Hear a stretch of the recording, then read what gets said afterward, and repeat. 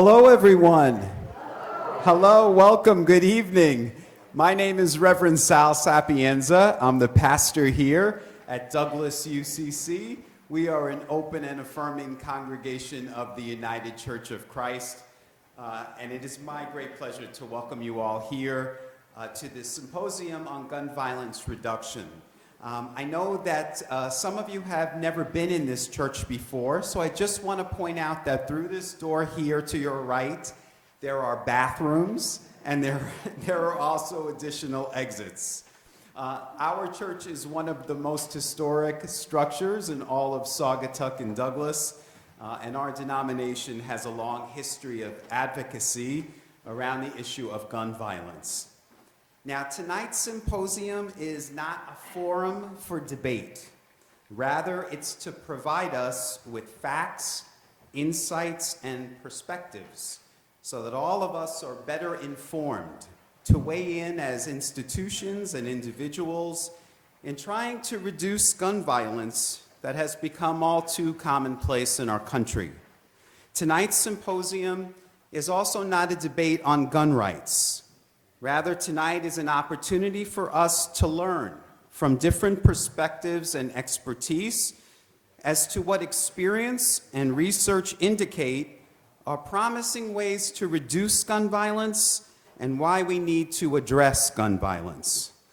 Our discussions are intended to be respectful of differing perspectives, and our question period is also not a forum for debate, but rather it's an opportunity for us to seek clarification from our presenters. So we're so glad that you're here with us tonight to join us in this important discussion. Right now, I'd like to introduce you to one of the members of our church's social justice team, Beverly Hawks. Thank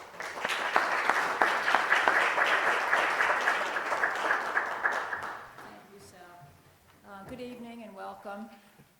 I'm the liaison from the social justice team here at Douglas UCC and the Southwest Michigan Interfaith Action Group. And Douglas UCC became part of this alliance just a few months ago. And the alliance is a collaborative of 30 faith communities here in Southwest Michigan that understands that our various faith traditions inspire us to be peacemakers. As peacemakers, we are called to end conflict, heal divisions, provide safe and stable living, and advance peace among individuals and society. It's because of the Interfaith Alliance that we're able to offer this symposium this evening. And to lead us off, I'm honored to introduce our keynote presenter, Dr. Bill Durston. He's president of the Americans Against Gun Violence. And Dr. Durston is going to present us with an analysis of the current situation of gun violence and his perspectives on solutions to reduce that violence. For more than 35 years, Dr. Durston worked as a board-certified emergency physician in Sacramento, California, during which time he treated innumerable gunshot victims.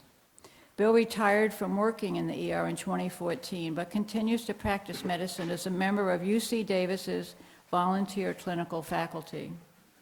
Before becoming a physician, Bill was an expert marksman in the United States Marine Corps, serving in combat in Vietnam, where he was decorated for courage and composure under fire. Bill has been active in the area of firearm injury prevention through his medical career, including serving as the injury prevention chairperson for the California chapter of the American College of Emergency Physicians, as chairperson of the Firearm Injury Prevention Task Force of the American Academy of Emergency Physicians, and as president of the Sacramento chapter of Physicians for Social Responsibility. We're delighted to have Dr. Durston with us this evening and look forward to his analysis and insights. Welcome, Dr. Durston.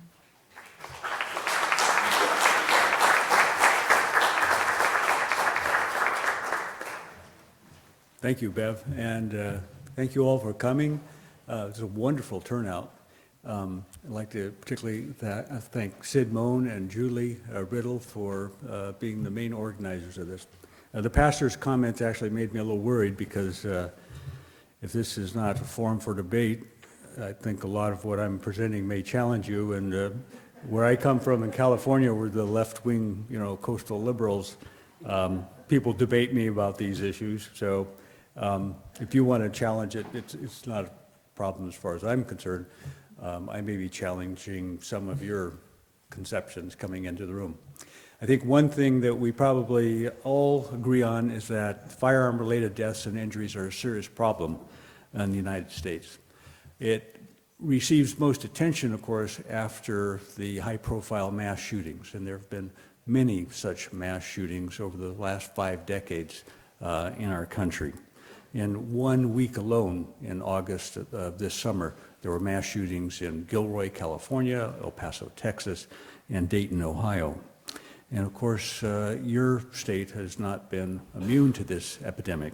There was a mass shooting in Grand Rapids in 2011 in which 7 people were killed and 2 people injured, and another mass shooting in Kalamazoo committed by an Uber driver in 2016 in which 6 people were killed and 2 people were wounded.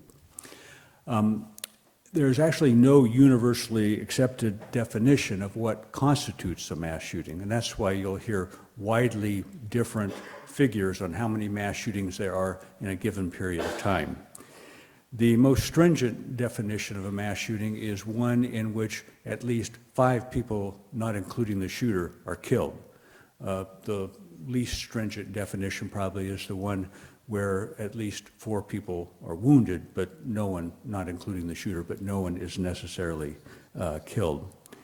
In 2017, which is the most recent year for which complete data are available on all gun deaths in the United States, if you apply the most stringent definition of 10 people killed, of 5 people killed, there were 10 mass shootings in the United States.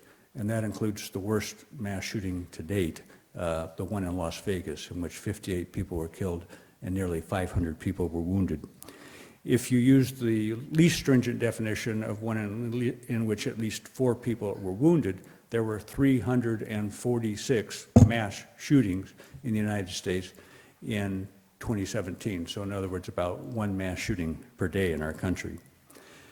The total number of people killed in the United States by guns in 2017 was close to 40,000. If you use the mass shooting definition of 5 people killed, mass shootings in 2017 accounted for 0.3% of all gun-related deaths in the United States. If you use the least stringent definition of at least 4 people wounded, it accounted for 1.1% of all gun deaths in the United States. So you can see that using any definition for mass shooting, as horrific as mass shootings are, they account for a tiny fraction of all gun-related deaths in the United States. On an average day in our country, more than 100 people are killed with guns, and 2 to 3 times this many people are wounded. In 1994, the Centers for Disease Control published a study in which they reported that gunshot wounds were the 4th leading cause of years of potential life loss below age 65 in our country, behind non-firearm accidents, mainly motor vehicle crashes, cancer, and heart disease. The Congress responded to that report, not by adopting more stringent gun control, but by cutting the CDC's funding. And the CDC hasn't issued a similar report since 1994, but data is available from other sources that shows that since 1999, the rate of deaths due to motor vehicle crashes, to heart disease, and to cancer have all declined by about 20%, while the rate of deaths due to gunshot wounds has gone up by 15%. Our children and youth are disproportionately affected by gun violence. The Michigan Health Lab reported in August of this year that gunshot wounds were the 2nd leading cause of death in children and youth behind automobile crashes. And for kids who were middle school and high school age, gunshot wounds were the leading cause of death for our youth, exceeding deaths from motor vehicle crashes by 23%. If you combine fatal and non-fatal shootings and look at all age groups combined, Most shootings occur in a criminal assault. About 2/3 of shootings occur in the context of a criminal assault. About 20% occur as a result of intentional self-harm. About 10 to 15% occur as a result of accidents, and just 1 to 2% occur in the setting of legal defense. But if you separate fatal and non-fatal shootings, things change dramatically in the relationship between suicide, attempted suicide, and criminal assault. If you look at just fatal gunshot wounds, almost 2/3 are a result of suicide. If you look at non-fatal gunshot wounds, less than 5% are a result of suicide attempts. The reason, of course, is that when people try to kill themselves with a gun, they almost always succeed. A lot of attention has been focused on so-called assault weapons. And I'm one of those people, and I think probably many of you feel the same, that there's no legitimate civilian use for a firearm that's specifically designed to be used to kill and maim large numbers of people in a short period of time. But and I also agree that many of the most horrific recent mass shootings have been committed with so-called assault rifles. But like mass shootings, there's no uniformly accepted definition of what an assault rifle is. If you look at an AR-15, which is the civilian derived from the military, the civilian firearm available to civilians in our country derived from the M16, I think most people just looking at it would say, well, that's an assault rifle. The M16, which I am familiar with from my experience in Vietnam, you can fire it in either automatic or semi-automatic mode, and you can switch from semi-automatic to automatic just by flipping a switch.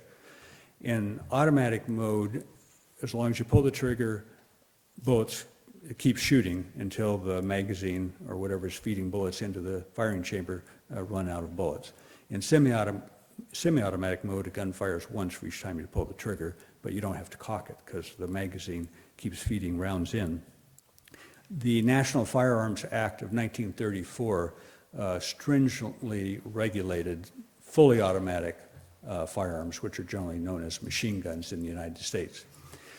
But for practical purposes, there's little difference in the killing potential between the semi-automatic AR-15 and the automatic M16, because the main factor in how many bullets can be fired in a given length of time is the capacity of the magazine that feeds the firing chamber and how easy it is to switch out magazines. So any semi-automatic firearm, regardless of whether it looks like one of these military weapons or not, if it'll accept a readily detachable high-capacity magazine, it can be used to kill large numbers of people in a short period of time.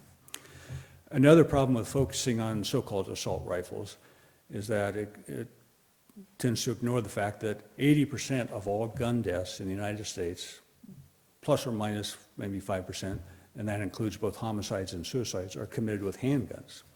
And you may be surprised to learn that most mass shootings, by any definition, are also committed with handguns. The reason, of course, is that they're so easily concealable. You probably all know that gun violence is more common in the United States than in other high-income democratic countries, but you may not know how much more common. The most recent reports show that the rate of gun deaths in the United States, including all categories, is 10 times higher than the rate than the other leading high-income democratic countries of the world. Our rate of gun suicide is 25 times higher. Gun homicide is 25 times higher. Our rate of gun suicide is 8 times higher. For children under the age of 15, our rate of gun deaths is 12 times higher than the other high-income democratic countries. For high school-age children in the United States, the rate of gun homicides is 82 times higher than the other high-income democratic countries. So what's responsible for all these gun deaths? Well, the factors that are mentioned most often are mental illness and a culture of violence that includes racism, other forms of discrimination, bullying, lack of value for human life. The factor that's mentioned least often is that our country is awash in guns, with more than one privately owned gun in our country for every man, woman, and child in the country. And while the roots of violence are very complex, and the roots of violence obviously need to be addressed, the final common pathway by which all gun violence is committed is very simple. It's with guns, and yet that simple fact is often ignored. Mental illness is definitely a problem in our country, but there are data comparing rates of mental illness in the United States and other high-income democratic countries, and we tend to be at the higher end, but we're not an extraordinary outlier.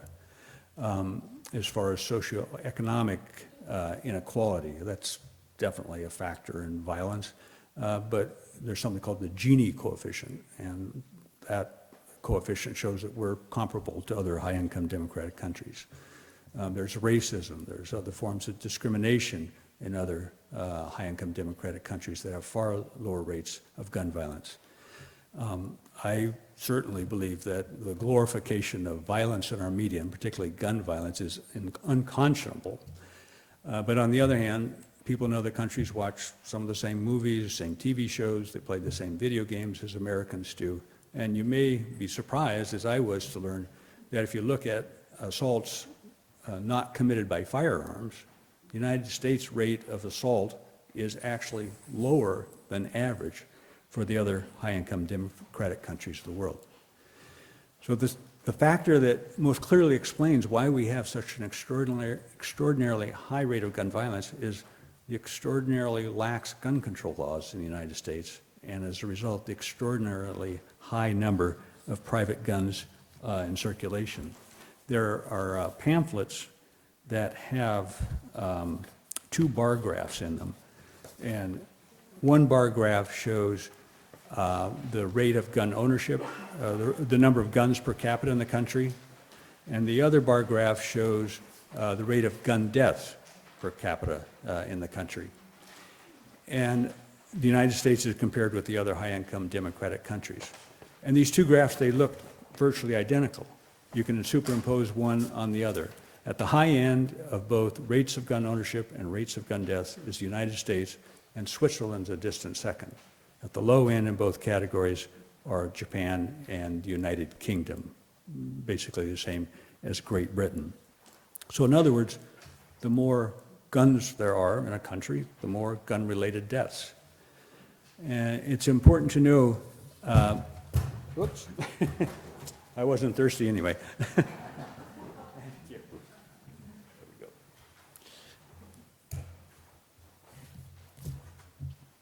Don't want to knock that one off.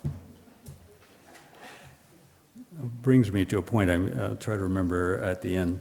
The important thing to note, though, is that there's no inverse relation between rates of gun homicide and rates of non-gun homicide. In other words, if guns aren't readily available, most people who are going to commit a murder, they don't find other ways of committing a murder. Instead, if guns aren't readily available, far fewer people commit murders.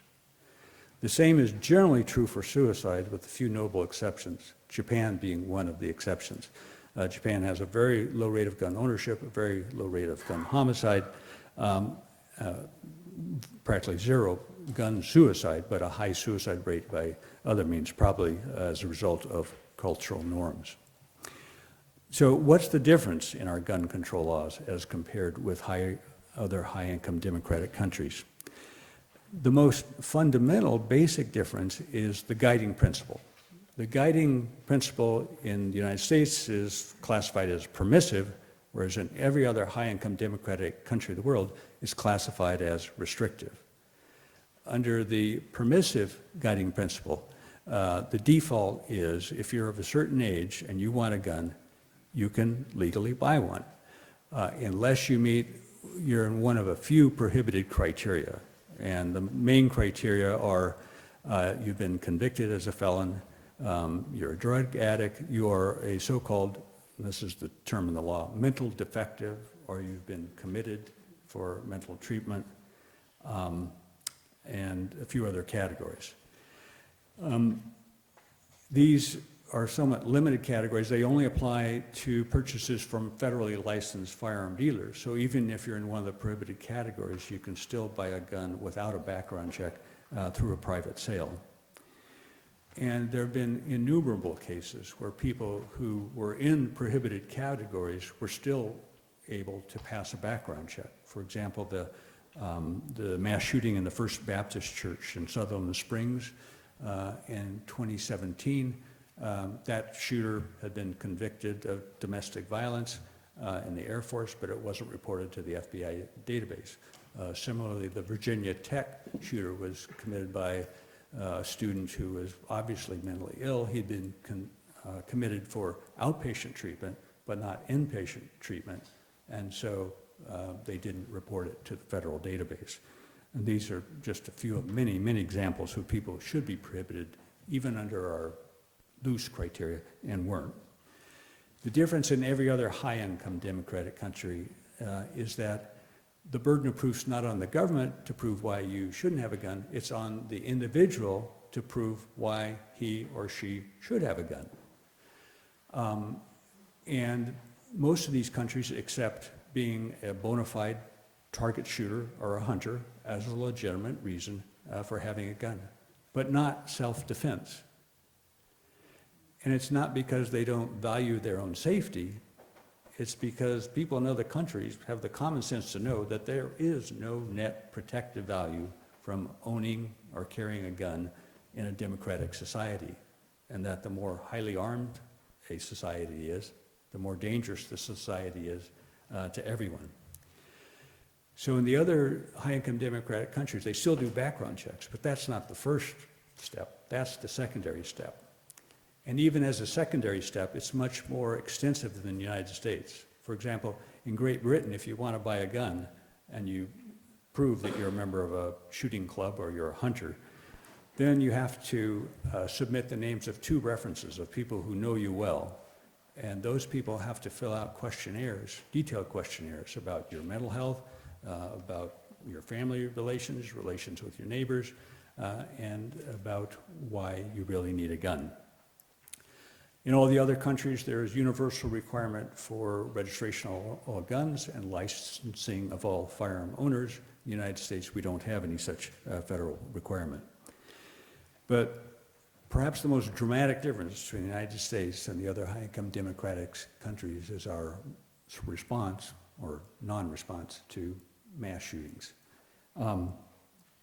After the Sandy Hook mass shooting in December of 2012, there was a big, cry for something to be done, and in the end, Congress didn't take any steps whatsoever to prevent future tragedies like that from occurring.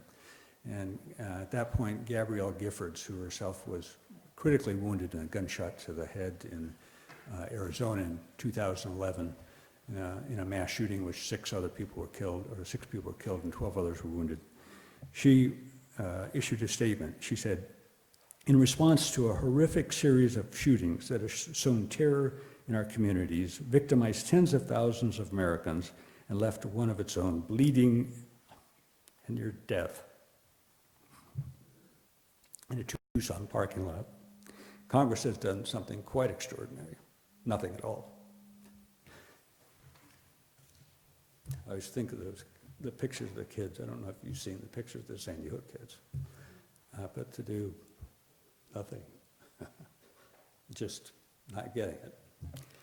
If you compare the United States with the other high-income democratic countries, after a mass shooting in Dunblane, Scotland in 1996, same number of people killed as in Parkland.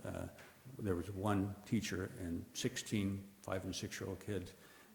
Within 2 years, they banned all handguns. The shooter in that case was someone who legally owned a handgun. He was a member of a shooting club.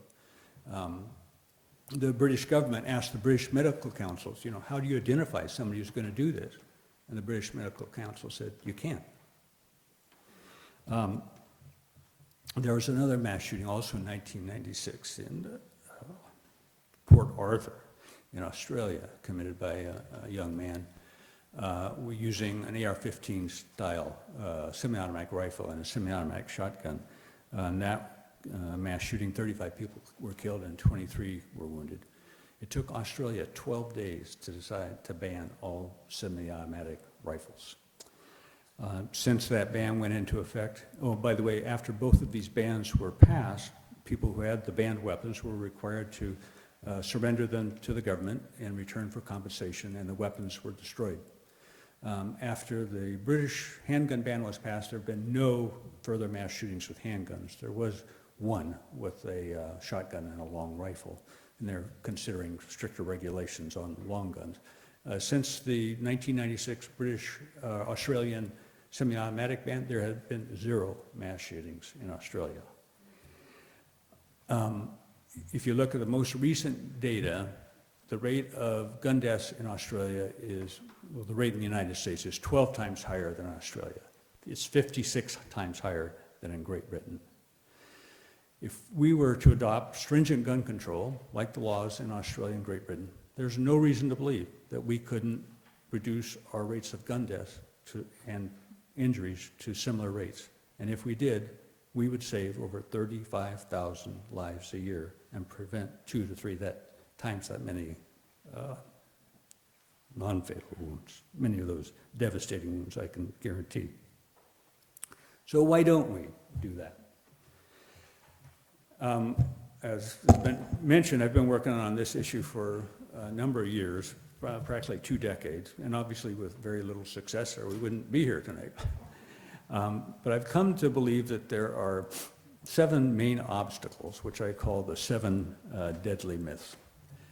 And I'll go over those and then we'll go to the panel discussion. The first myth is the myth that the Second Amendment was intended to confer an individual's right to own guns.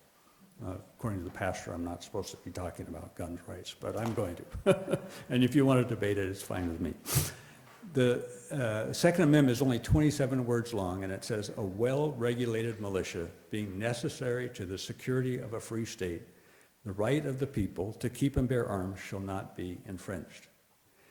There are extensive records from the convention in Philadelphia in 1787 when they wrote the Constitution, from debates at the state conventions where the states were considering whether to ratify the convention, from the records of the first Congress where the Bill of Rights, including the Second Amendment, was introduced, debated, and eventually passed, and from the notes of James Madison, who wrote the Bill of Rights, including the Second Amendment, wrote the first draft.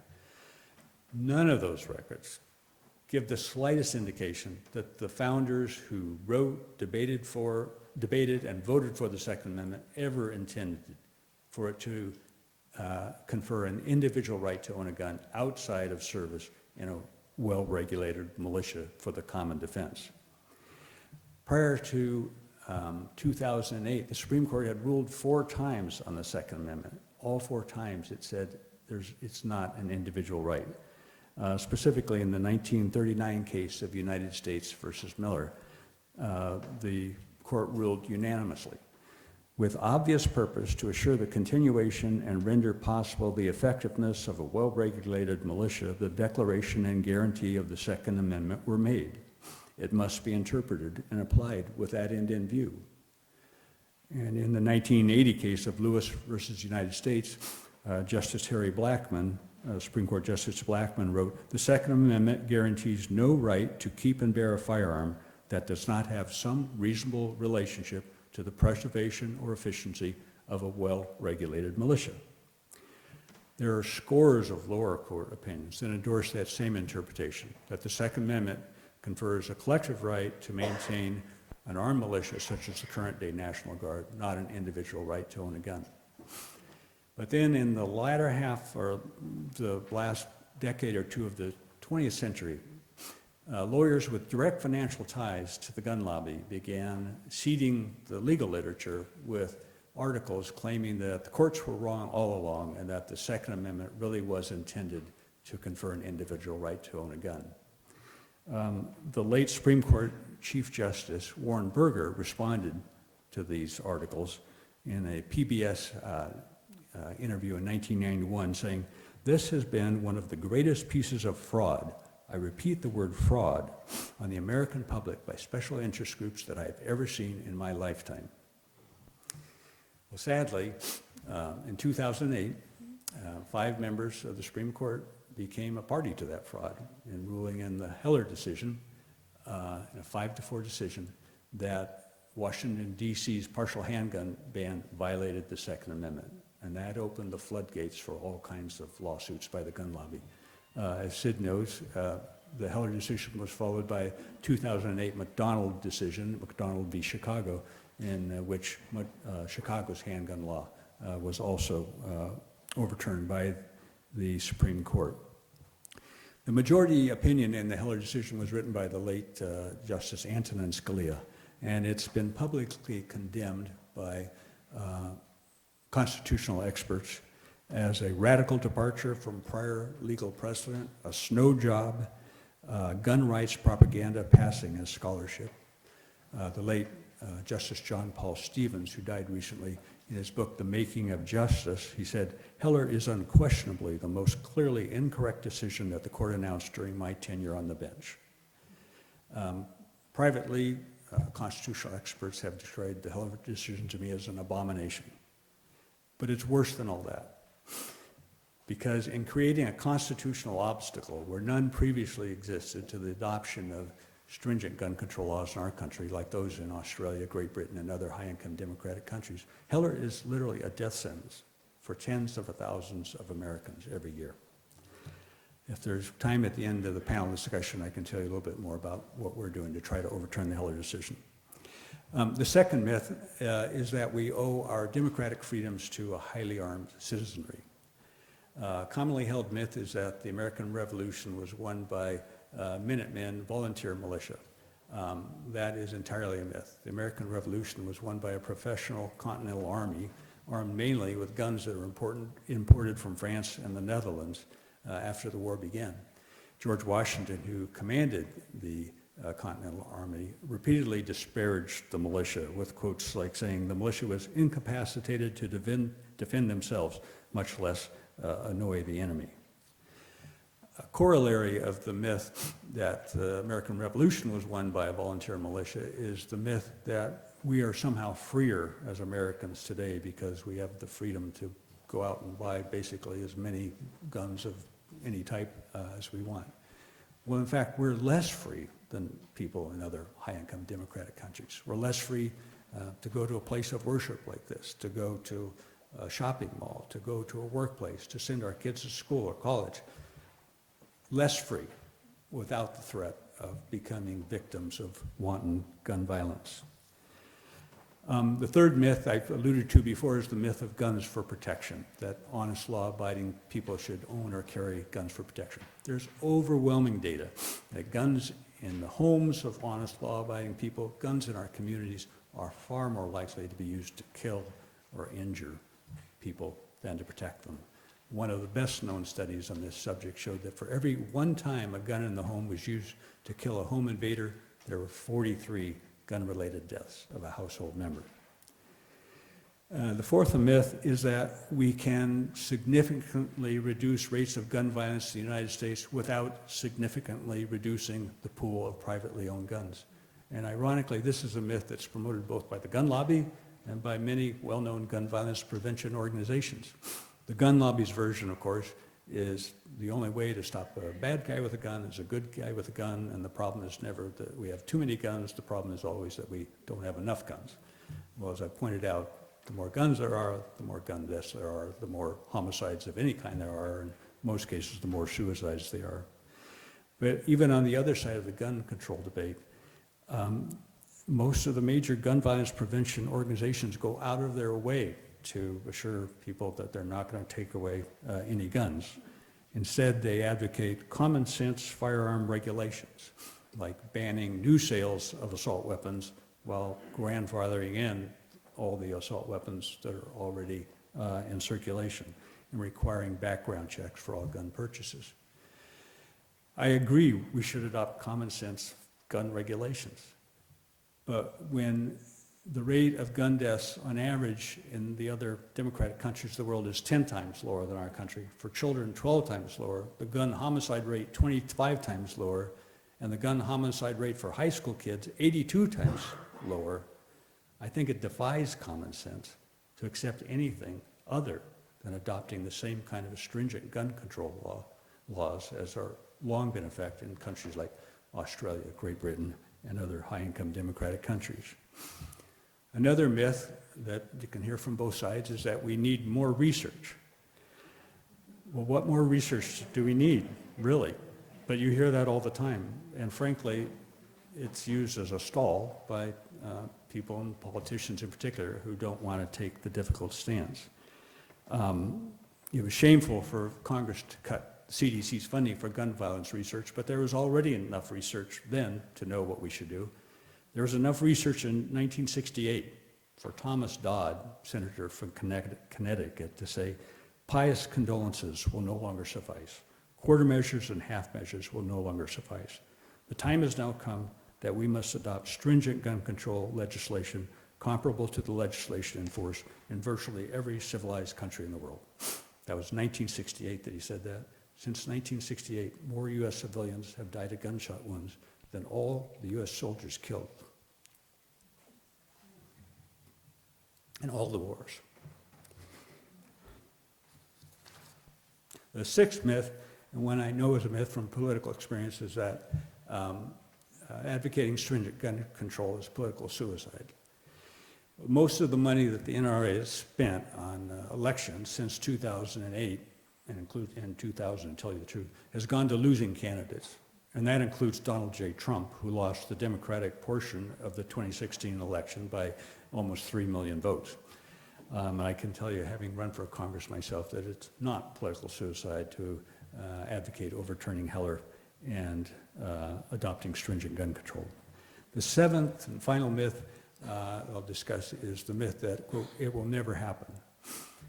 And there are two variations on this myth. One is the myth, it's never going to happen to me or my family. Well, it's getting to the point where virtually everybody in our country has been affected in one way or another by gun violence. And there's no reason to believe that it can't help them next to us and our loved ones. The other version of this myth is when I talk with people and say, I'm working with an organization that advocates overturning the Heller decision and adopting stringent gun control like Australia and Great Britain. And they say, it's never going to happen. And I respond, someday it's going to happen. The only question, how many more innocent people will be killed and injured before that day comes. And I hope to work with all of you to make that day come sooner rather than later. Thanks very much.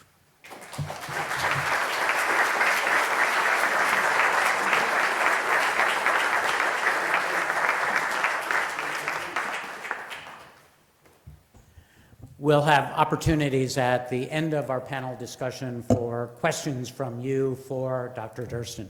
At this point, I'll ask our panel members to come and be seated up here, please. Let me introduce myself. My name is Sid Moan. I serve as the convener of Interfaith Action of Southwest Michigan. We are a collaborative of 30 faith communities in the counties of Berrien, Cass, Van Buren, and Allegan, working collectively on issues of peace and justice. We have a working group on gun violence, which has organized this symposium tonight here in Douglas and tomorrow night in Benton Harbor, St. Joseph.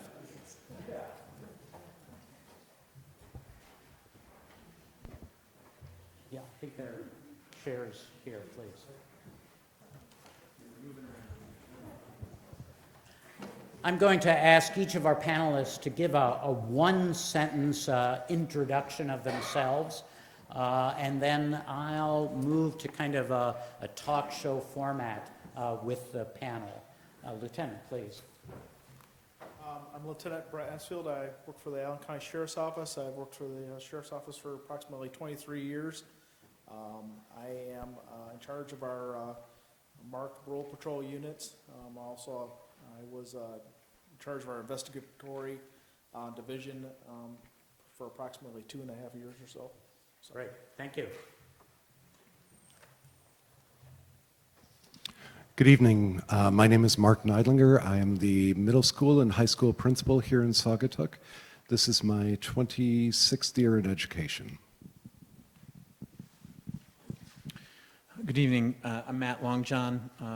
I am someone who's been involved in gun violence prevention research and advocacy field for about 20 years, like Dr. Durston, wherever he went. I've spent my career working on the bridge between healthcare and public health, trying to improve people's lives and quality of life, whether it was due to social determinants of health that lead to violence or to other chronic conditions. Our disinvestment in schools and criminal justice systems, and you name it, all add up to always affecting the same populations over and over again, the people who don't have a voice in our political system. Most recently ran for Congress, like Dr. Durston, I'm glad you mentioned that, to bring a culture of health forward as a political agenda. Thank you. My name is Hannah Huggett. I'm 14 years old, freshman at Black River, and I'm so excited to be here tonight and to talk about why I'm so passionate about preventing gun violence. My name is Kelly Huggett. I'm Hannah's mom, and I'm a pediatrician and adolescent medicine physician. I also practice women's health in Hudsonville, and I am passionate about preventing gun violence because I'm passionate about children and protecting health. I really feel like it's my responsibility, as much as it is my passion, to help young people to live to see their fullest potential. Hi, I'm Ava Fink. I'm a sophomore at Saugatuck High School. I've helped organize several community things, such as a walkout at my high school and middle school. And I spoke last year for March for Our Lives. I'm Mike Shaw. I'm a teacher at Saugatuck High School. I've been there since 1998, and I'm excited to be here tonight to learn more about this. I'm Jeffrey Dick, the father of 6 children, grandfather of 7, and that's probably my primary reason for being here tonight, but I'm also the pastor at the First Congregational Church, United Church of Christ in South Haven. Great, let's start off. Dr. Longjohn, you've indicated that much of your career has been in kind of looking at the issue of gun violence through the lens of healthcare, of a public health approach. What's caused you as a physician to dedicate much of your efforts towards this issue? Well, like hundreds of years of fake doctors all over the world, I've decided and learned from those folks that we can't just address health issues through clinical interventions, that sometimes we can make greater intervention, greater difference by recognizing the non-clinical factors that go into the health and quality of life of people everywhere. So based on that big public health tradition, have been involved in this violence prevention realm for, as I said, since about 2001. I think that what Dr. Durston shared was really impressive in terms of the statistic after statistic, the way to talk about this epidemic, and it's an epidemic. The dynamics that exist between suicidality and homicide, between mass casualty events and accidental firearm injury, non-fatal, rural, urban, all the different ways that this epidemic affects us all. And as powerful as those statistics are, and it's taken us a generation to develop them and make them current through systems like the National Violent Death Reporting System, et cetera, to give us all as advocates tools to tell our stories, we have to tell our stories. My grandfather committed suicide with a long gun on the family farm. It's an archetypal picture. Farmers in this state, farmers across the country, commit suicide at a rate 5 times the general population. As a medical student, I had experience first witnessing gun violence prevention. It impacted me deeply. My personal stories come from that. It sounds humorous, but I assure you it's not. One of my med school classmates in first year of med school wore a short white coat during med school. And as part of their experience, we all did. We rode on ambulances. And I was actually, on the night that I was riding on an ambulance, one time called to a mass casualty event in a housing project in New Orleans, witnessed firsthand blood on the walls, floors, all over. It affected me deeply. As well as when I saw a 13-year-old patient with a gunshot wound, just a circular hole, right, and no life, wheeled in front of me as a 22, 23-year-old learning the art of medicine. My med school classmate that I was starting to talk about on his rotation and on driving around in ambulances actually ended up being expelled from medical school because of his experience connected to gun violence prevention. There was a call, the ambulance went out, and it turned out it was an active scene. They didn't know that. The ambulance, the first responders, were the first on the scene. And at that time, what they didn't know was that the shooter was still around in the neighborhood. And the shooter ended up chasing the ambulance, the EMTs drivers, around the ambulance. And my med school classmate jumped in the ambulance and locked the doors in panic and put the EMTs at great risk and was ultimately kicked out of med school. You know, we all have different ways that this epidemic has affected us. And we have to tell those stories along with Dr. Durston's statistics to make this public health epidemic one that becomes something that we act upon. I think that the public health model that Sid's asking me to relate to, you've heard from Dr. Durston. It's making sure that these statistics are available, making sure we understand the dynamics of an epidemic such that we can relate policy solutions to the trends that we see. And way too many people are killed and injured by firearms in this country. Let's keep with health professionals. And Dr. Huggert, you indicated that you're involved both from a pediatrician perspective, which has caused you to look at Moms Demand Action as a means of expressing your passion and commitment to this issue. Talk a bit more about that. How did you get involved with Moms Demand Action? Well, really just from my passion about what's going on, the statistics that everyone's mentioning, the personal stories, and just saying we have to put an end to this. We have to. And so we all need to be a part of advocacy. So when I look at numbers that people have presented tonight, 78 children and young people in the United States of America are killed by a firearm every day or injured. 78 children. It brings me to tears. And I don't have an option but to say I need to be a part of solutions. I need to be advocating in my office as a pediatrician. I need to be screening parents and asking them questions. As my sixth vital sign, do you have guns in your home? I ask. After I ask them, are there smokers in your home? Do you have guns in your home? If the answer is yes, are they locked? Are they stored separately? Is the ammunition stored separately? We have risk assessment questionnaires for our adolescents starting at age 13 that we have now implemented that ask them a variety of questions about risk. We know that 75% of morbidity and mortality in the adolescent population is attributable to risk. Shame on us if we are not asking questions about gun violence. Are there guns in your home? Have you been exposed to violence? Do you carry a weapon? And so I think it behooves us to ask those questions. I think as parents, we need to be asking questions, the hard questions, when we're sending our children to the homes of other people and asking those parents, are there guns in your home? It's uncomfortable the first time you ask, but Hannah knows I ask. And, you know, I haven't had a parent yet say, you know, I can't believe you asked me that and, you know, your kid can't come over. How unique do you think you are as a pediatrician in asking that question as part of your risk assessment? I don't know. That's a good question. I really don't know. Can I actually?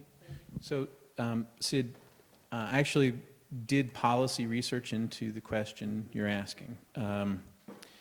In 2002, myself and other investigators coded and did policy research on the medical statements, the standards of practice of the 14 largest medical societies in the country, the American Medical Association, the American College of Emergency Physicians, American College of Surgeons, you name it. And we coded all of these policy statements and found areas of consensus. There were 5 areas of consensus, and at that point in 2002, these medical societies came together and said a standard of care was to ask the questions, especially for the most vulnerable, victims of domestic violence, children who are susceptible to having guns in the home and injuries that follow. And not only was that put back as a standard of care, it was responded to by things like laws in Florida that said it is illegal for physicians to ask those questions. So, we are still trying to figure out what the percentage is of docs that answer that question. But in 2001, the chapter, the Millennium Charter for physicians in the new millennium said that it was a professional responsibility to ask these questions. Quick survey, how many in the audience have had a healthcare provider ask you those questions? Okay, so about 20%. I did a quick survey at my office just asking the other providers, and it seemed like the majority asked if there was known mental illness. So if the patient themselves or a family member had mental illness, then they did ask about, are there guns in the home and what have you. But outside of that, nobody said that they routinely asked. Lieutenant, your kind of day-to-day involvement is dealing with issues of violence, crime, many times gun violence. What perspective do you have to this issue? I think the doctors' numbers are probably pretty indicative of what our county has for gun violence issues. Suicide is probably the highest that we run across, and the others stats are probably right in line as they go down. Obviously, we don't have, knock on wood, a lot of homicides or anything like that with firearms in a given year, but, there's... So on a local level, are you seeing levels of gun violence holding their own, dropping, increasing? I would say they probably stay the same year to year, pretty close, yeah. Okay. All right, let's move to school settings. Mark, let's start with you. You're a principal of both the middle and the high school. Correct. What's your experience in kind of your educational system? Are teachers, are students concerned about gun violence? So my experience is, let's see, having spent 20 years in Chicago, all of that was with elementary students, and now moving to a middle school, high school setting, it is certainly much more prominent in my day-to-day interactions and in my conversations with students. Are students fearful? I think we're all fearful, and I think that I'm extraordinarily grateful to the Allegan County Sheriff's Department, who helps train our staff, and they do a remarkable job of preparing us for that which we hope we never, ever have to encounter. But those drills really, in my years of education, those drills have become more lifelike. It used to be that we would just talk about it, and now we actually practice what happens in a drill as a faculty and as a staff. Even that has changed drastically in my years of education. It used to be that we were trained to get our kids as quiet as possible, find a quiet room, lock ourselves down, and hunker down and wait until it's over. Luckily, the new training is quite the opposite. It is about looking around, making sure you're aware of your surroundings, should this happen in a school. Distract. We have every single classroom in our middle school and high school has a bucket. And in that bucket, it has golf balls in case we need to throw golf balls at an intruder. Every single bucket carries gloves, tourniquets, safety kits. This has become a part of our preparation, a part of our existence as a school. So the new training is to take action and to break out of the school if possible, but also to be really safe looking when you get out of the school. Part of our new fire alarm procedure is that we have to check the perimeter because there has been an intruder not in Saugatuck who pulled the fire alarm and waited outside the building to take his actions. And that is how it's changed drastically in my short career as to how we prepare ourselves as educators. And certainly that affects our young students who, I know when I was a child, we had tornado drills and fire drills, and maybe 2 or 3 of those a year. I'm sorry? Nuclear, no, that was, I'm younger than that. I might not look it, but I am. But now we have 10 drills, and 5 of those have to be safety intruder drills. And it's such a double-edged sword. I'm grateful for the preparation, and of course that instills fear in our young ones. It does in our faculty. Mike, you're a high school English teacher, right? Your teacher colleagues, how are they weighing in on the national debate about teachers arming themselves as part of a school safety program? Well, first of all, I would say that we've had some of those discussions at lunchtime over the, eating lunch together. The consensus is very much that we would not like to take that responsibility. At least my colleagues at Saugatuck High School, there's not a single person that I would like to see armed. One of the things that we have had in the last 2 years is with the Allegan County Police there, and we feel like they're professionals. They've gone through all kinds of training, and we prefer to leave it to them. Let's move to Ava and Hannah.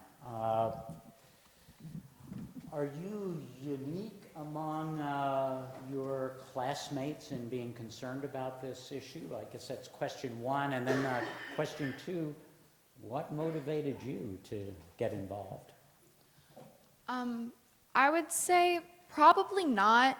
We recently had a threat to our school, so that's really terrifying, and it concerned lots of my friends and their parents. So I'm not a sore thumb sticking out, just concerned about this. And then I got into it because it's frightening to just think about how often students are being killed by guns constantly. And just by statistics speaking, there's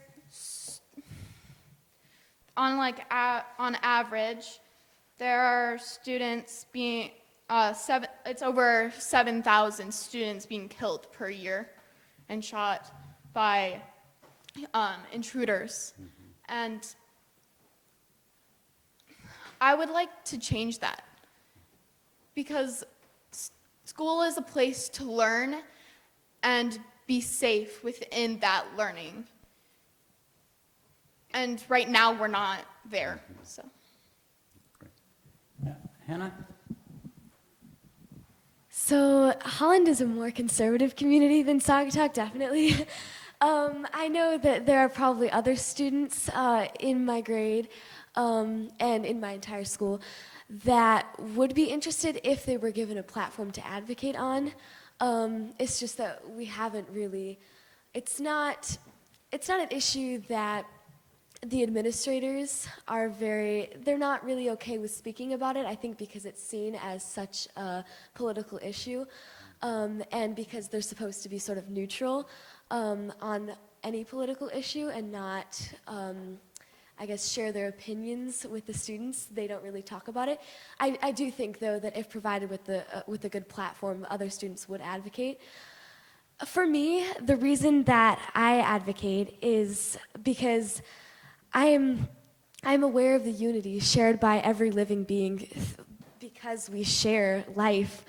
In addition, this issue disproportionately affects youth and minority groups.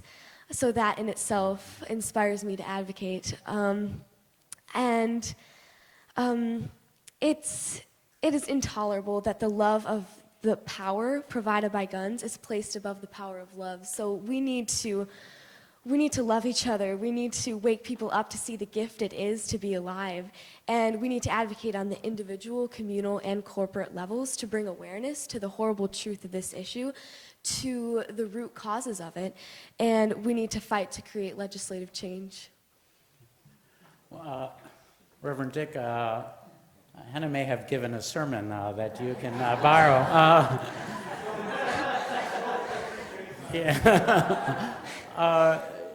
You introduced yourself as a father, as a grandfather, and then as a minister.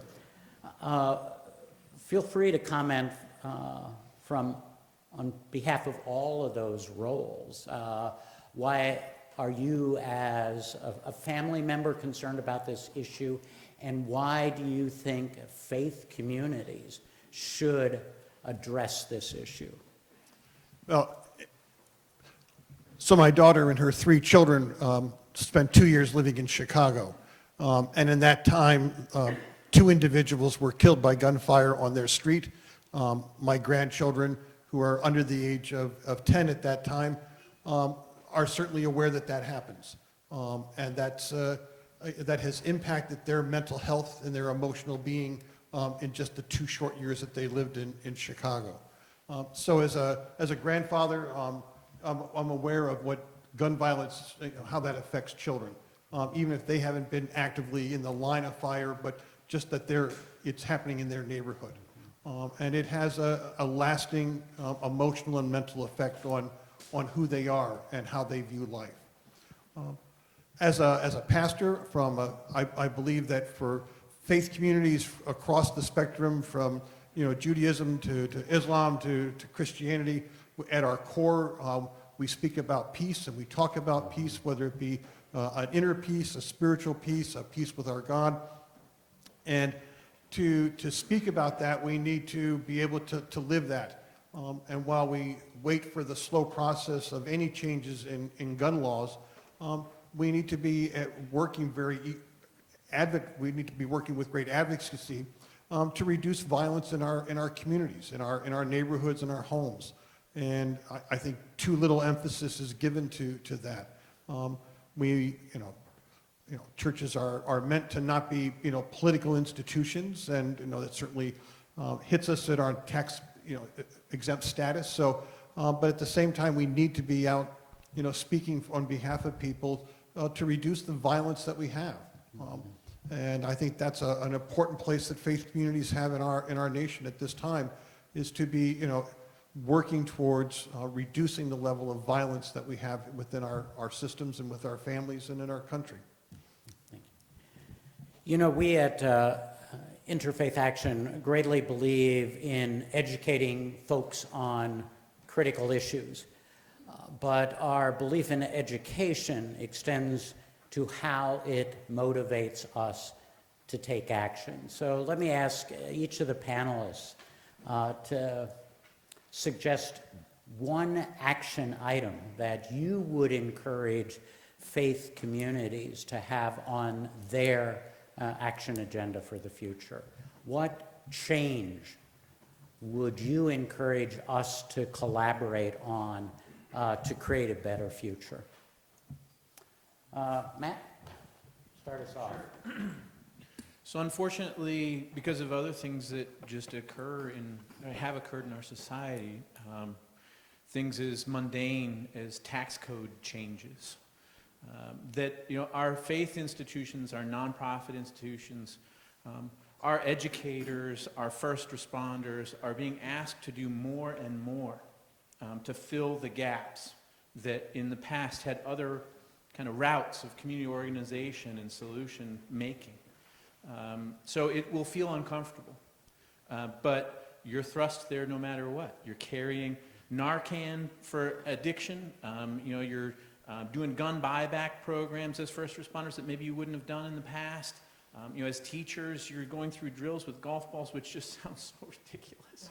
all of the other things that you're asked to do in schools. And the same is true, I think, in the faith community, that we have to recognize just how important each thread is in the fabric of community life, and recognize that these kinds of epidemics only get solved when we weave those threads together. So to be very specific, building on Dr. Durston's statistics, there are certain areas of the gun violence epidemic that I think speak very clearly to faith-based organizations and community solutions. The cycle of violence is predictable.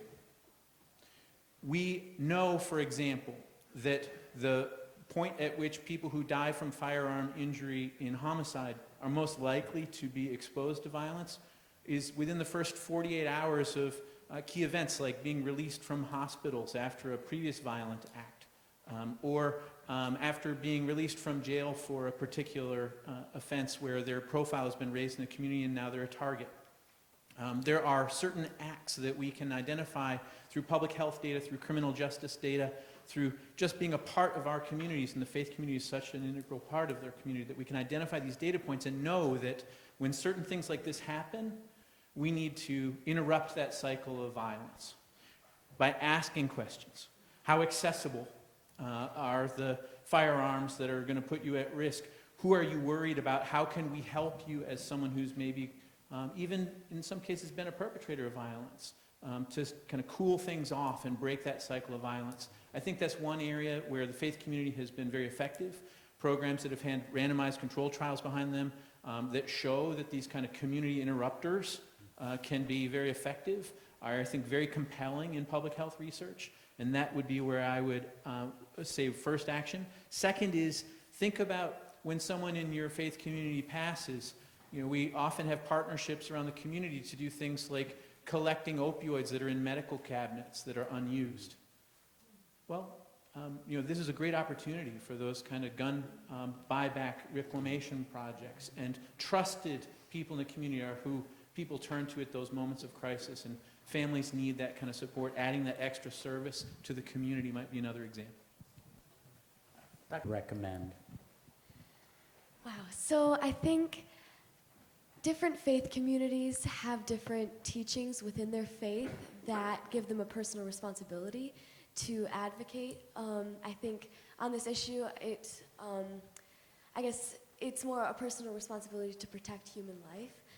And so if faith communities, let's see. So first of all, I would say don't stay neutral because I think sometimes faith communities would view it as a Republican, Democrat, partisan issue, and therefore they can't get involved. But due to that personal responsibility, we all have a responsibility to get involved. And so to be willing to maybe not take a stance with either political party, but just say, hey, this is a human agenda. And then another thing, there are different ways that we can all advocate on the individual, communal, and corporate levels. So within faith community gatherings, for the leaders to bring awareness to their congregations about this issue, and then the communal level for the faith community to get involved with local events. There's one coming up in December that Ava and I might collaborate on organizing. And so that would be if different people from various faith communities would attend that. That's a huge way to show their support. And then on the corporate level, anyone can write letters to their senators to support bills. There's a great bill, I think it's Senate Bill 42. It's a bill establishing background checks, and it would be phenomenal because it establishes background check requirements for firearm transfers between private parties. So it prohibits firearm transfers unless a licensed gun dealer, manufacturer, or importer has conducted that background check. So it's a first step. Yeah, so I guess that last one on the corporate level applies to more people in general, but if people would all be willing to do those couple of things, I think it could make a huge difference. Okay, so speak up, speak out, don't fear being labeled a partisan, express your views. I would just say talk about it more frequently and like Hannah said, express how they feel in each situation.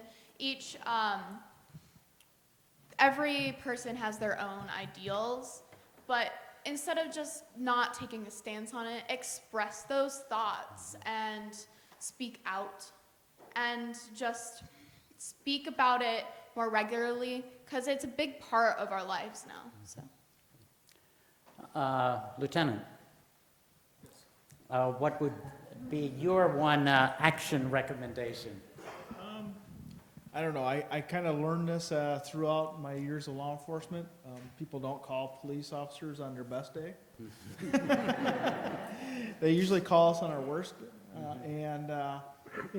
think, we've kind of lost listening to understand what people are saying, not just to respond. I used to do that quite often when I was younger. I wouldn't listen to what they were saying, and I would just respond back to them, and it would lead into an argument. Instead of just stepping outside of what your comfort zone is and talking to different people, because as a police officer, we talk to all gamuts of the community. Step outside of what your comfort zone is. Speak to people that you normally don't speak to, and get their perspective also. Mark and Matt. I would say churches and schools should just be having conversations with students about anxiety, about depression, about fears. Ava had mentioned earlier we had a threat at Saugatuck already this fall. It was the first time. I was really pleased with the way Allegan responded and everything went into place. The next phase of that is talking to our students. So next week we have 3 officers are coming in to talk with our students about gun violence, about the rules and regulations around gun violence, about the repercussions of gun violence. And it's not a topic that educators love, as Hannah mentioned. We don't love talking about this. We love talking about math and arithmetic and language arts, but the world has changed, and we have to have these conversations. Mike? Well, I would say that an event like this has already actually affected me and changed some of my thinking to answer that question. So I would, for example,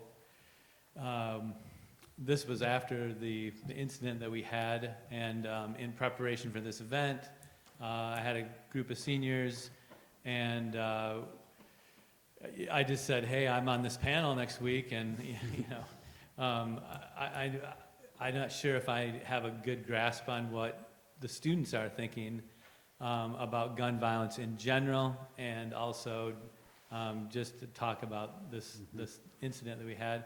And one of the things that really that affected me was I realized that perhaps in trying to steer away from a topic where there are very strong partisan views, that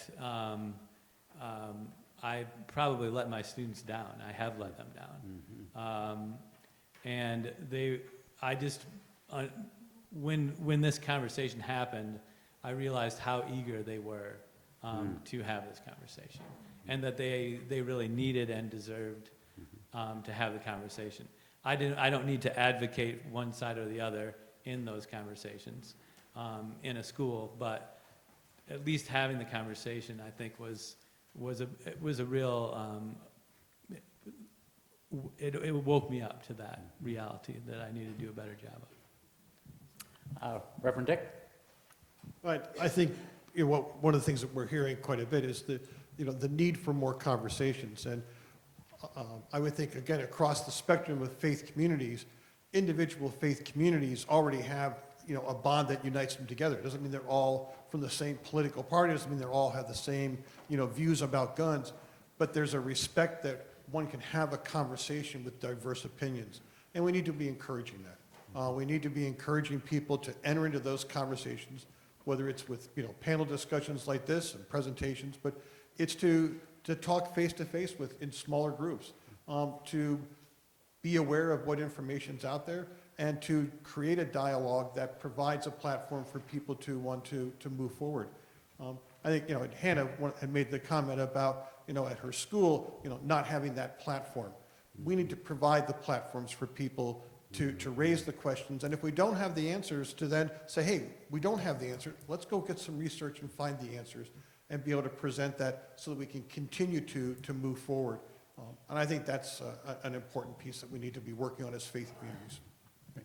Let me ask Dr. Durston to come to the podium and give a brief reflection on these action recommendations, and then Julie is going to put up a mic in the center of the room so that any questions from you, the audience, can be asked.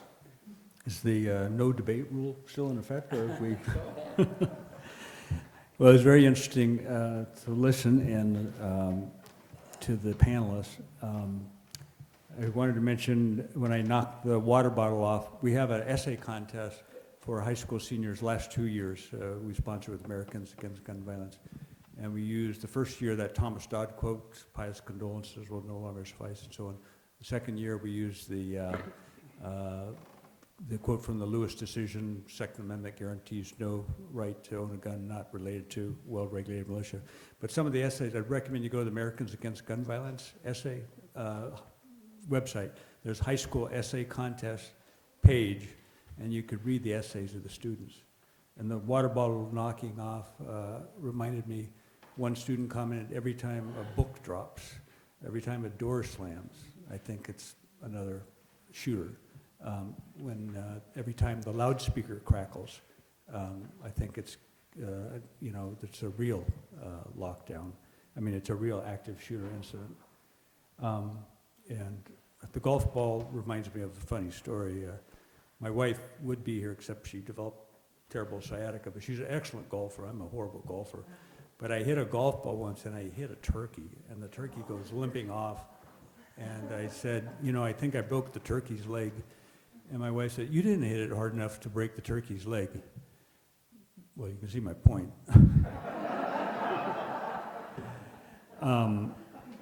And I am old enough, and in looking around, I think there are people in this room old enough to remember when we hid under our desks, and we didn't know why we were doing it, but it was because in case of a nuclear attack during the Cuban Missile Crisis. That is the level of absurdity, and violating the debate principle, Mark. As you point out, now the recommendation is 180 degrees different from what the recommendation was a year ago and what you do. My recommendation was that every time you call a lockdown drill, the students go to their cell phones and call their members of Congress and ask them to adopt stringent gun control like every other high-income democratic country in the world. As far as the physician counseling, there's extensive data on this. We did a study where I worked as an emergency physician on effective counseling. There's something called a number needed to treat. For example, if a kid comes in with an earache, it turns out you need to treat about 30 kids with antibiotics to get one kid to get better sooner. There's a similar number needed to counsel, and it's been studied trying to get pregnant mothers to stop smoking, motorcycle riders to put on motorcycle helmets if there aren't uniform motorcycle laws and so on. And the number needed to counsel to get one person to change is usually in the range of, you have to counsel 15 to 30 to get one to change. And there are numerous studies. In fact, we did a study on counseling in the emergency department, the pediatrics department, on safe storage of guns in the home and best not to have a gun in your home. And we didn't find a statistically significant difference in the treatment versus the placebo group. And there are a lot of studies on it. Some show a slight difference, but not much. When we talk about having conversations, you have to consider the other side's point of view. Remember again, in Australia, there was another point of view. Some gun owners didn't want to give up their semi-automatics. But in 12 days, they banned all semi-automatic rifles. And they haven't had a mass shooting yet. And they don't have lockdown drills in Australian schools. I just talked to Dr. Michael North, who lost his daughter, Sophie, 5-year-old in the Dunblane mass shooting. I talked to them last week. They got all kinds of resistance from the gun lobby in England. There was a gun lobby in England, and they persisted until 2 years they banned all handguns, and their rate of gun deaths is 56 times lower than the United States. The idea of peace and love, I'm all for peace and love. But another corollary of this will never happen, another thing people tell me is that, well, America is different. And I say, well, maybe you're right. Those other countries love their children more than their guns. Is that the way that we're different? Well, that's my final word. Thank you.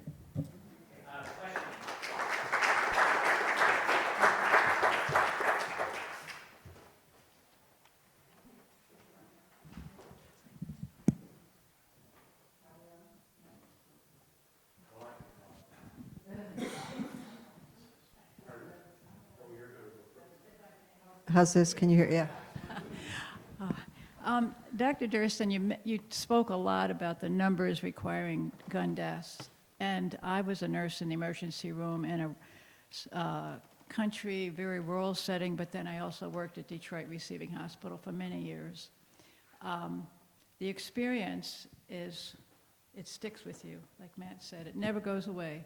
Would you also reference, though, the number of injuries that people don't die, and they have to live with these injuries for the rest of their lives? You know, gunshot wounds, as we all know, do terrible, terrible permanent damage. And also reference to the first responders, the nurses, the doctors, all the people that treat these day in and day out. It took me years to get through all that. My husband and I moved to a farm in Pennsylvania for 20 years because I needed to know that there's good people in the world and to get away from that. And so please just address some of that if you would. Yeah, and you know, the reason I didn't include some of this is that sometimes people faint when they hear it, literally pass out. But you know, the things we saw in the emergency department, the spinal cord injuries in young people are probably, you know, in a way the most devastating because then those people are confined to, well, a wheelchair the rest of their life. There's a organization, Youth Alive in Oakland, where there's a high rate of gun violence. And it's an organization that helps get kids back on their feet after they've been victims of violence or perpetrators of violence. They go to the ER, try to break this cycle where they keep coming in until finally they get killed. Half of their counselors are in wheelchairs from gunshot injuries. I remember seeing a gentleman kept coming back with spinal cord injury. And it's not just you're paralyzed, but the bowel and bladder functions affected. They have repeated urinary infections. They get breakdown in their skin. And I remember this fellow kept coming in with all these complications saying, my hospitalization, initial hospitalization was longer than the prison sentence for the guy who shot me. He was in the wrong place at the wrong time. You know, see people coming in with literally their brains oozing out their skulls. We would rarely see people who tried to commit suicide in the ER, because most of them aren't brought to an ER, they're taken straight to the morgue.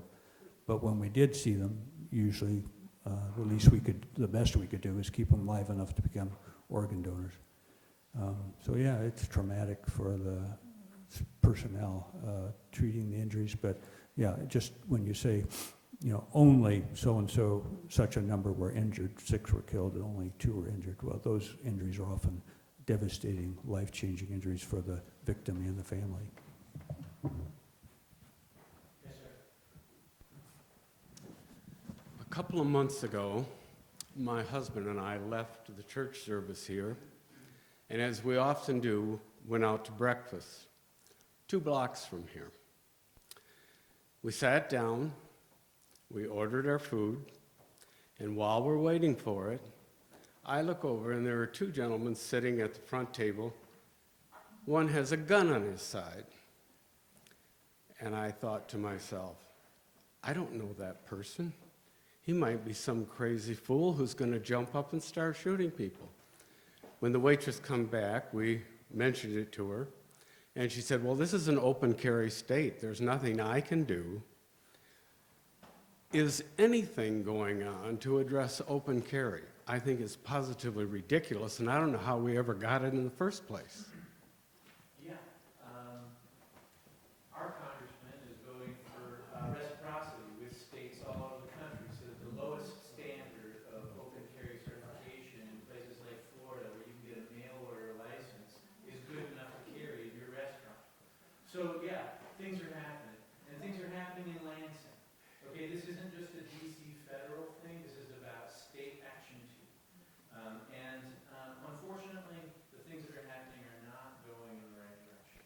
Yeah, we're making things easier for people, not harder. It just doesn't make any sense. I want to also be clear, I don't know how many other people are gun owners. I'm a gun owner. My son, like Dr. Durston, was an expert marksman in the military. He also just avoided being a statistic as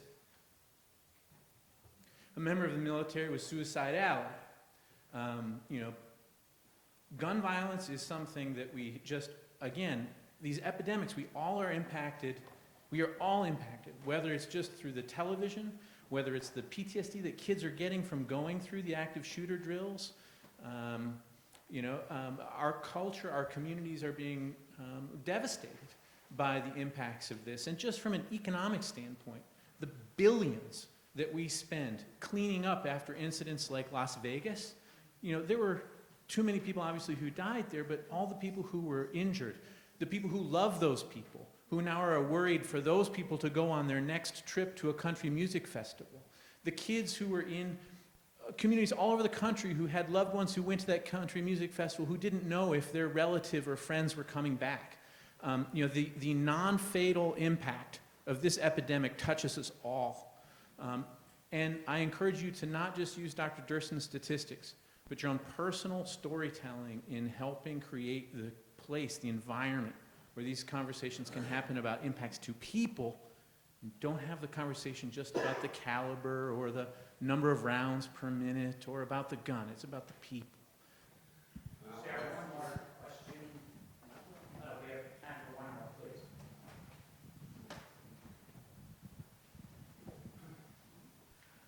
I've gone into different buildings, medical buildings and everything else, and they have these no guns allowed or something like that. Isn't that something that everybody has a right to, saying, I've got a restaurant, no guns allowed in here?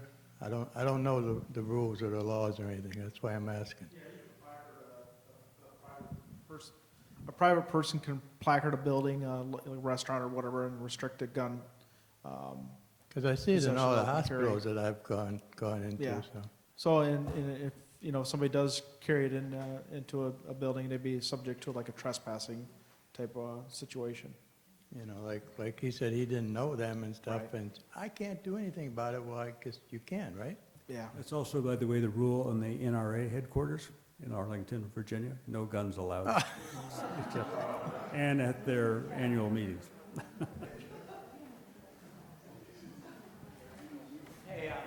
Let me ask Rosalie from South Haven, active in interfaith efforts, someone who's engaged with interfaith action since our beginning. Rosalie, would you provide some final comments? Sure.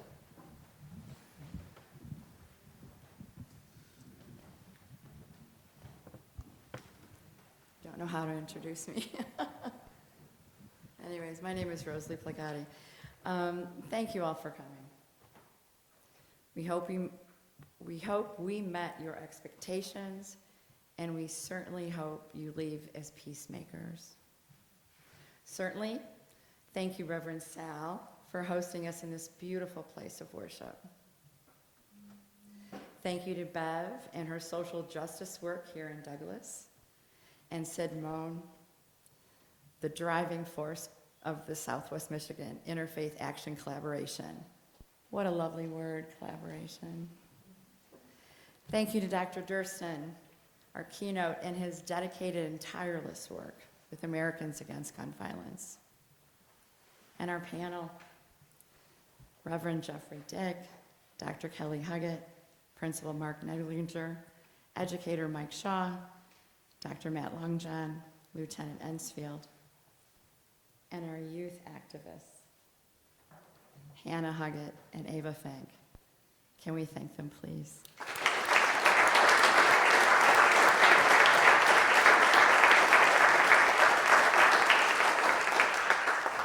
You know, I thought for a minute why I do what I do, and I think why I became involved, certainly. I think that's when my grandson turned 5 and he was entering kindergarten. And I thought of Sandy Hook. And I can't imagine. And I don't know if anybody saw their recent little PSA commercial that they put out and how shocking it was. Did anybody see that they put out? Where they were having kids saying, I'm so glad my mom trained me for this and prepared me for this. And it was about what to do if a shooter came in. If you haven't seen it, look it up.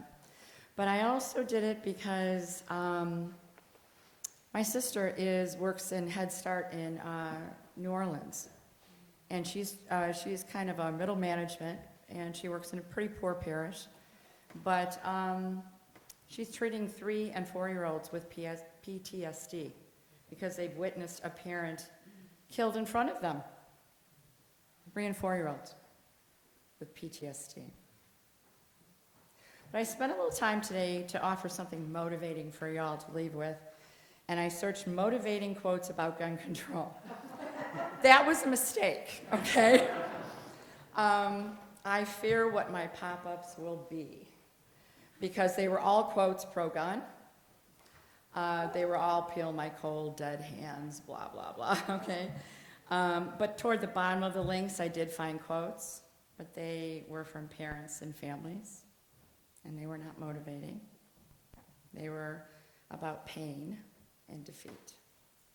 So I reset my search to quotes to keep you inspired to do good work. And I found idealist.org. Has anybody seen that? If y'all need it, go there. Of course, there was Margaret Mead, Gandhi, Mother Teresa. But what I found best was this comment from somebody, actually. So this is what I'm going to leave you with. People who really want, and this was from a person on idealist.org. People who really want to make a difference in the world usually do it in one way or another. And I've noticed something about people who make a difference in the world. They hold the unshakable conviction that individuals are extremely important, that every life matters. They get excited over one smile. They are willing to feed one stomach, educate one mind, and treat one wound. They aren't determined to revolutionize the world at once. They're satisfied with small changes. And over time, though, the small changes add up. Sometimes they even transform cities and nations, and yes, the world. So that is what I'm going to leave you with tonight. So thank you.